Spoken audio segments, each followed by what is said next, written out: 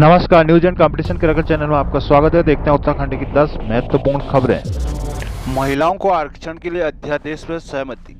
गणेश मर्तोलिया बने अधीनस्थ सेवा आयोग के अध्यक्ष। बेटे को बचाने गए गुलदार से भिड़ गए पिता। काशीपुर में यूपी पुलिस की फायरिंग, ज्येष्ठ प्रमुख की पत्नी की मौत। राजस्व क्षेत्र में 6 थाने व 20 चौकियां स्वीकृत। राज्य के निर्यात में होगा इजाफा। दरोगा भर्ती घपले के आरोपी जादौन से 7 घंटे तक पूछताछ। विधायक ने देवी देवताओं पर दिए बयान पर जताया खेद। यूकेएसएससी परीक्षा घपले में सीबीआई जांच की जरूरत नहीं, सरकार। यूकेएसएससी घपलों में गिरफ्तारी का अर्धशतक। भर्ती घपले से सरकार की छवि धूमिल, चुफाल। फार्मा सेक्टर को बढ़ावा देने के लिए प्रोत्साहन, धामी। नर्सिंग के 2800 पदों पर भर्ती हो सकेगी। पारदर्शी तरीके से उत्तराखंड में होगी आउटसोर्स भर्ती। सहकारी बैंक बोर्ड 1 करोड़ से ज्यादा का लोन नहीं दे पाएंगे। देहरादून के पर्वतीय डीवो की बस में 15 यात्री बेटिकट, कंडक्टर सस्पेंड।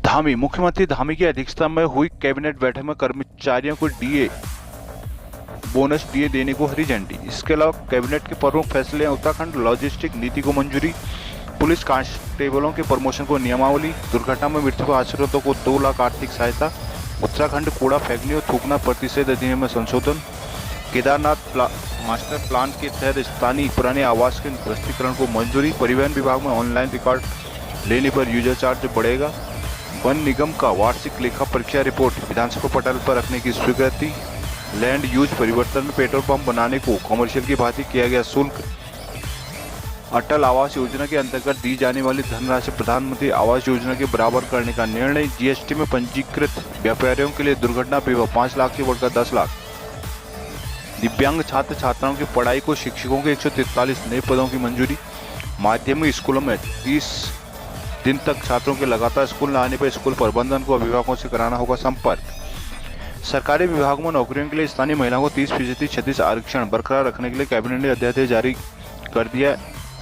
जारी करने पर सहमति दे दी है। इसके साथ ही कर्मचारियों को दिवाली बोनस और महंगाई भत्ता देने पर सैद्धांतिक मंजूरी दे दी गई। इन तीनों विषयों के लिए कैबिनेट ने मुख्यमंत्री पुष्कर धामी को अधिकृत किया है। वही राजस्व क्षेत्रों को चरणबद्ध तरीके से सिविल पुलिस के अधीन करने और कौशल विकास और सेवायोजन विभाग को आउटसोर्स एजेंसी बनाने की मंजूरी दे दी गई है। सचिवालय स्थित विश्वकर्मा भवन में बुधवार को मुख्यमंत्री धामी की अध्यक्षता में हुई कैबिनेट बैठक में ये फैसले लिए गए। बैठक में 28 प्रस्ताव लाए गए थे, जिनमें से 26 मोहर लग गई। अपर मुख्य सचिव राधा रतूड़ी और सचिव शैलेश बगोनी ने संयुक्त रूप से कैबिनेट के फैसलों की जानकारी दी। उन्होंने बताया कि स्थानीय महिलाओं को सरकारी नौकरियों में मिल रहे आरक्षण पर हाईकोर्ट के रोक के बाद सरकार ने इसके खिलाफ सुप्रीम कोर्ट में एसएलपी दायर कर दी है। इसके साथ ही आरक्षण बरकरार रखने के लिए अध्यादेश लाने पर सहमति दी गई। कैबिनेट ने मुख्यमंत्री धामी को इसके लिए अधिकृत किया है। इसके साथ ही कैबिनेट ने कर्मचारियों को दिवाली बोनस और केंद्र सरकार की भांति 4% महंगाई भत्ता देने पर भी सैद्धांतिक सहमति दे दी गई है। 4800 ग्रेड पे तक वाले कर्मचारियों को दिवाली से पहले बोनस के रूप में 7,000 रुपये की राशि मिल जाएगी। इन दोनों पर फैसला लेने के लिए सीएम को अधिकृत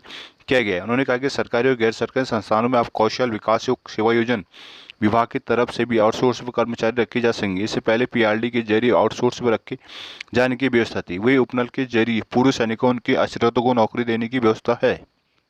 कुंडा थाना क्षेत्र के भरतपुर गांव में बुधवार देर शाम सादे कपड़े में दबिश देने पहुंची यूपी पुलिस की कार्रवाई के दौरान हुई फायरिंग में जसपुर के ज्येष्ठ प्रमुख ब्लॉक प्रमुख की पत्नी को गोली लगने से मौत होगी। मौत से आक्रोशित लोगों की ओर से हुई फायरिंग और मारपीट में ठाकुर द्वारा मुरादाबाद कोतवाल समेत 5 पुलिसकर्मी घायल हो गए। घटना में से गुस्साए ग्रामीणों ने कुंडा थाने के सामने जसपुर हरिद्वार हाईवे जाम कर दिया। वहीं देर रात मृतका के पति की तहरीर पर कुंडा थाने में 10-12 अज्ञात लोगों के खिलाफ हत्या का आरोप दर्ज कर लिया गया। बुधवार शाम करीब 6:30 बजे 2 गाड़ियां पर सादे कपड़ों में 10 से 12 लोग हाथों में रिवाल्वर लेकर यूपी के 50,000 के इनामी बदमाश जफर की तलाश में कुंडा थाना क्षेत्र के ग्राम भरतपुर निवासी ज्येष्ठ प्रमुख गुरताज भुल्लर के घर आ धमकी। पुलिस पूछते में उन्होंने अपने को यूपी पुलिस की एसओजी टीम बताया। इस दौरान ज्येष्ठ ब्लॉक प्रमुख और टीम के बीच कहासुनी होगी। बात पड़ने पर मौके पर फायरिंग होगी। आरोप है कि यूपी पुलिस की फायरिंग में ज्येष्ठ प्रमुख की पत्नी गुरप्रीत कौर की मौत होगी। गुस्साए ग्रामीणों ने कुंडा थाने के सामने हाईवे जाम कर दिया। वहीं यूपी पुलिस ने भी भरतपुर के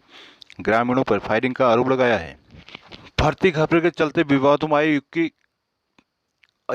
यूकेएसएससी उत्तराखंड अधीनस्थ सेवा चयन आयोग को नया अध्यक्ष मिल गया। सरकारी रिकॉर्ड में आईपीएस अधिकारी जीएस मर्तोलिया को आयोग का नया अध्यक्ष बनाया गया। जुलाई में स्नातक स्तरीय भर्ती पेपर के लीक होने के बाद आयोग की तत्कालीन अध्यक्ष एस राजू ने इस्तीफा दे दिया था। तब से सदस्य डॉक्टर प्रकाश थपरियाल बतौर कार्यकारी अध्यक्ष काम देख रहे थे। अब सरकार ने रिटायर्ड आईजी गणेश सिंह मर्तोलिया को आयोग अध्यक्ष की जिम्मेदारी सौंपी है। मर्तोलिया पिछली भाजपा सरकार के समय उत्तराखंड जनजाति आयोग के उपाध्यक्ष भी रह चुके हैं। सरकार पहले ही आयोग के अधिकार क्षेत्र के 1 दर्जन परीक्षाओं को लोक सेवा आयोग को सौंप चुकी है। फिर भी यूपीएससी को भी अभी कई परीक्षाओं का अंतिम परिणाम जारी करना है। अल्मोड़ा के रमगढ़ा ब्लॉक के रणाऊ गांव में 14 वर्षीय बेटी को बचाने के लिए 64 साल का बुजुर्ग पिता खुखार गुलदार से भिड़ गया। इस दौरान गुलदार और बुजुर्ग के बीच काफी संघर्ष हुआ।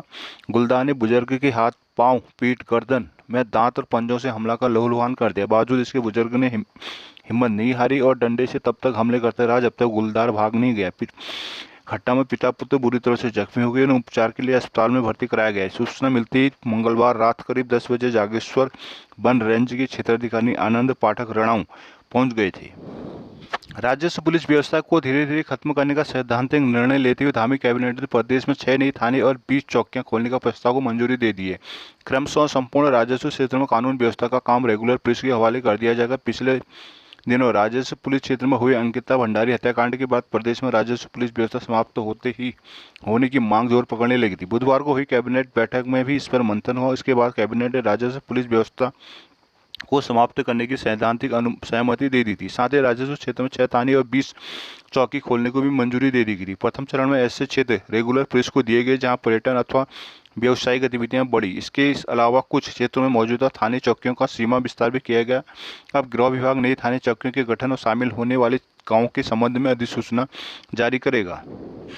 धामी कैबिनेट ने उत्तराखंड की लॉजिस्टिक नीति को मंजूरी दे दी है। इस नीति के तहत राज्य में नए लॉजिस्टिक हब, पार्किंग, एकीकृत कस्टम डिपो, कोल्ड स्टोर और वेयर हाउस बनाए जाएंगे। उत्तराखंड में लॉजिस्टिक सुविधाओं के विकास से औद्योगिक इकाइयों का परिवहन खर्चा कम होगा। साथ ही राज्य के निर्यात में बढ़ोतरी होगी और राज्य को रोजगार के नए अवसर भी पैदा होंगे। सचिव उद्योग पंकज पांडे ने बुधवार को बताया कि राज्य के औद्योगिक इकाइयों के परिवहन संबंधी समस्याओं को खत्म करने के लिए नई पॉलिसी तैयारी की गई है। इसके तहत मैदानी जिलों में एयर कार्गो कॉम्प्लेक्स, बड़े ट्रक टर्मिनल समेत ट्रांसपोर्ट की अन्य सुविधाओं का विकास होगा। पर्वतीय क्षेत्रों में warehouse, tunnel parking, cold storage आदि सुविधाओं का विकास होगा। इन सुविधाओं का विकास औद्योगिक पार्कों के 10 किलोमीटर के दायरे में किया जाएगा। साथ ही राज्य व राष्ट्रीय राजमार्गों से इनकी दूरी अधिकतम 3 किलोमीटर तक होगी। इस तरह की सुविधाओं के विकास के लिए सिंगल विंडो सिस्टम के तहत मंजूरी देने का प्रावधान किया गया है। दरोगा भर्ती घपले में 22 लोगों के खिलाफ मुकदमा दर्ज करने के बाद विजिलेंस ने दूसरी बड़ी कार्रवाई की। अधिकारियों ने भर्ती परीक्षा के लिए बनाई 7 सदस्यीय कमेटी के सदस्य रही। वो वर्तमान में पंतनगर विश्वविद्यालय वेटनरी कॉलेज के डीन नरेंद्र सिंह जादौन के घर और दफ्तर से कई अहम दस्तावेज जब्त किए। इन दस्तावेजों को आगे की जांच में अहम माना जा रहा है। जीबी पंत विश्वविद्यालय को दरोगा भर्ती घपले का केंद्र माना जा रहा है। एसटीएफ की प्रारंभिक जांच में विश्वविद्यालय के कुछ अफसर कर्मचारियों की भूमिका संदिग्ध मिली है। इसके बाद शासन के आदेश पर विजिलेंस ने भर्ती के बनाई कमेटी के सदस्य रहे नरेंद्र सिंह जादौन और retired assistant establishment officer Dinesh Chandra Joshi सहित 12 लोगों के खिलाफ मुकदमा दर्ज किया था। बीते 3-4 दिन से विजिलेंस गोपनीय तरीके से मामले की जांच में जुटी थी। बुधवार को एक टीम एकाएक जादौन के घर और दफ्तर पहुंच गई, जहां जादौन ने लंबी पूछताछ के बाद टीम ने कई अहम दस्तावेज अपने कब्जे में ले लिए। सूत्रों के मुताबिक पूछताछ और जब्त किए गए दस्तावेज में विजिलेंस को अहम सुराग मिले हैं जो आगामी जांच में अहम साबित होंगे। पूर्व कैबिनेट मंत्री भाजपा विधायक बंशीधर भगत ने बालिका दिवस पर देवी देवताओं को लेकर दिए बयान पर खेद जताया। भगत ने कहा कि उन्होंने महिला शक्ति को लेकर महिलाओं को देवी की उपाधि देते हुए बयान दिया था। उनके बयान के दूसरे मायने नहीं लगाए जाने चाहिए। यदि किसी व्यक्ति को बयान से ठेस पहुंची तो उसके लिए भी वो जनता से क्षमा मांगते हैं। बीते मंगलवार को रामपुर रोड स्थित बैंक्वेट हॉल में बालिका दिवस पर कार्यक्रम आयोजित किया गया था, जिसमें देवी देवताओं को लेकर बंशीधर भगत ने बयान दिया।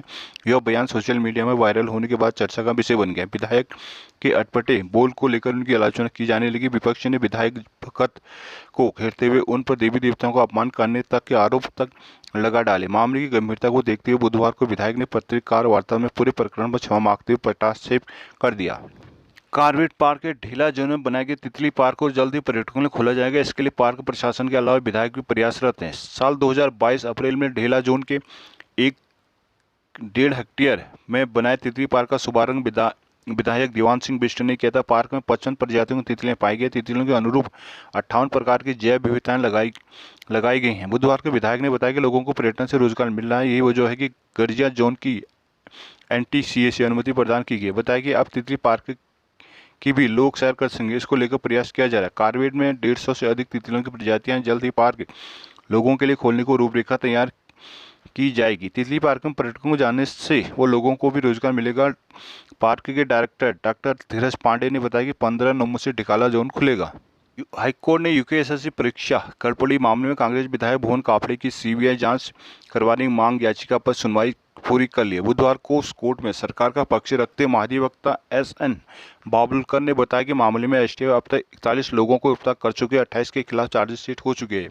मामले की 80% जांच पूरी की जा चुकी है। एसटीएफ की जांच पर कोई संदेह नहीं है, इसलिए सीबीआई से जांच कराने की जरूरत नहीं है। ऐसे में संबंधित याचिका को खारिज किया जाए।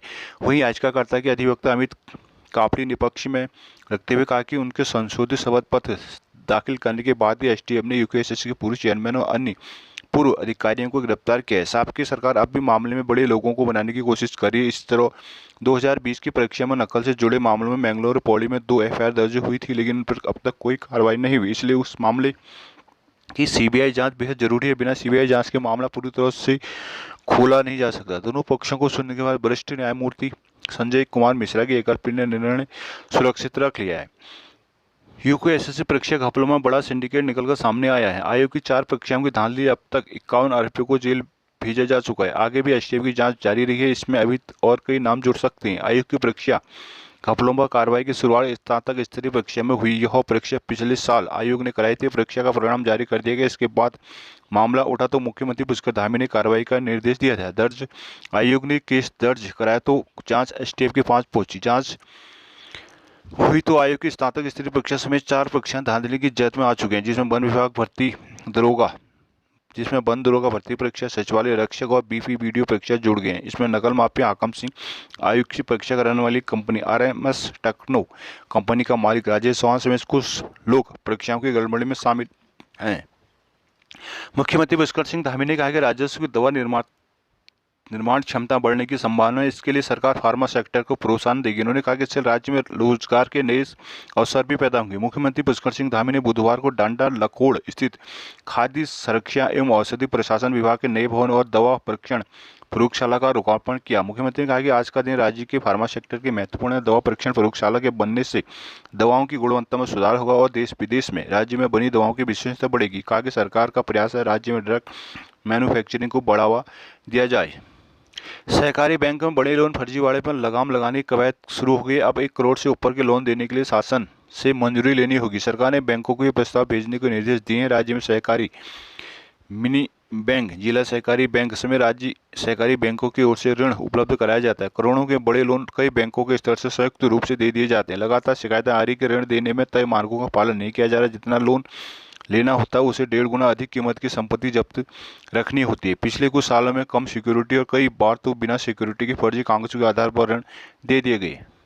उत्तराखंड के सरकारी अस्पताल और मेडिकल कॉलेज में नर्सों के खाली 2800 पदों को वरिष्ठता के आधार पर भरने का रास्ता साफ हो गया। न्याय विभाग की राय के बाद सरकार नैनीताल हाईकोर्ट में संदर्भ में जवाब दाखिल करने जा रही है। राज्य निकाली लेकिन परीक्षा नहीं हो पाई। युवाओं के विरोध को देखते हुए सरकार ने स्वास्थ्य विभाग के नियमावली में बदलाव कर परीक्षा वरिष्ठता से कराने का निर्णय लिया, लेकिन चिकित्सा शिक्षा विभाग के नियमावली में बदलाव न होने की वजह से भर्ती नहीं हो पाई। पिछली सरकार की आखिरी कैबिनेट में चिकित्सा शिक्षा विभाग की नियमावली को बदलने का निर्णय ले लिया गया था, लेकिन इसके शासनादेश में समय लग गया। भर्ती को लेकर आ रही तमाम अड़चनों को देखते हुए हाल में शासन में बैठक हुई, जिसमें हाईकोर्ट में लगे केस और अन्य सभी अड़चनों पर न्याय विभाग से राय लेने का निर्णय लिया गया, जिसके बाद अब न्याय विभाग ने वरिष्ठ से भर्ती करने में सहमति देती हुई प्रक्रिया शुरू करने से पहले हाईकोर्ट में भी संदर्भ में जवाब दाखिल करने की राय दी है। स्वास्थ्य विभाग के अधिकारी ने बताया कि संदर्भ में जल्द नैनीताल हाईकोर्ट में जवाब दाखिल किया जा रहा है।